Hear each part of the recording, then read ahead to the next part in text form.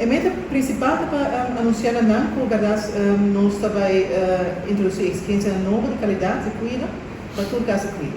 E nós começamos avisando na SAICABA de 2024, mas a verdade, para fim de 2025, a Ministério vai de acordo com a implementação de exigência aqui.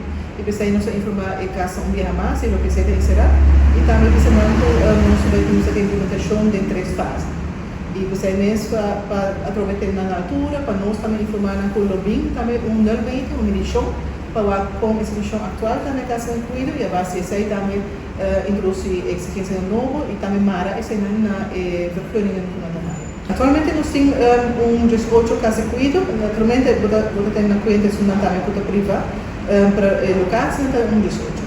Pero assim como nós também fazer reestruturar na casa, nós também fazer a base também de implementação de exigência de qualidade, sobre no teu caso através de facilidades na personal adequada para o cuidado completo.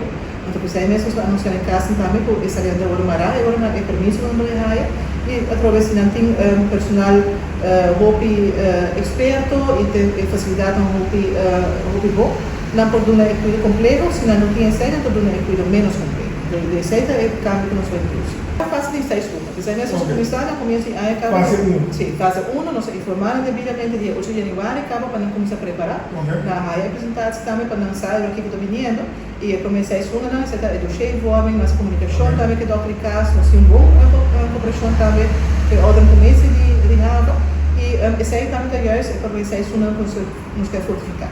Então, outro 6 fundamentos é agora a inversão. O que é verdade não se faz para fazer câmbio na infraestrutura, de banho, de tráfego, de maneira para ter, né?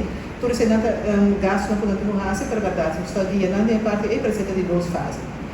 Que não tem mais para fim de 2 partes de AIA 2026. Então, agora a primeira parte de 2027 nós vamos concentrar no personal.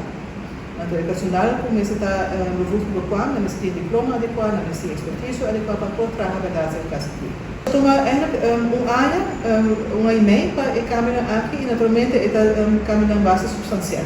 Você mesmo se toma e-mail para nos menstruar, tudo rende verdade está mantendo a mesa, regra na exigência, também lei de verordening verzorgingshuizen também agora adaptar. Que também toma seu tempo para a verdade, mas a boa vez tem que está guardando lugar, a casa de cuida também sabe, isso não privado, mas nós temos curva de verdade melhorar isso aí, a casa de cuida que também cabe novo também, mas se for bom esse que é qualidade, você informar isso aí, por em 2 quizás que vai cabe novo, pero também para fazer a quantidade de câmera mais rápido, para câmera a la vez e agora incorporar esse que não tem isso.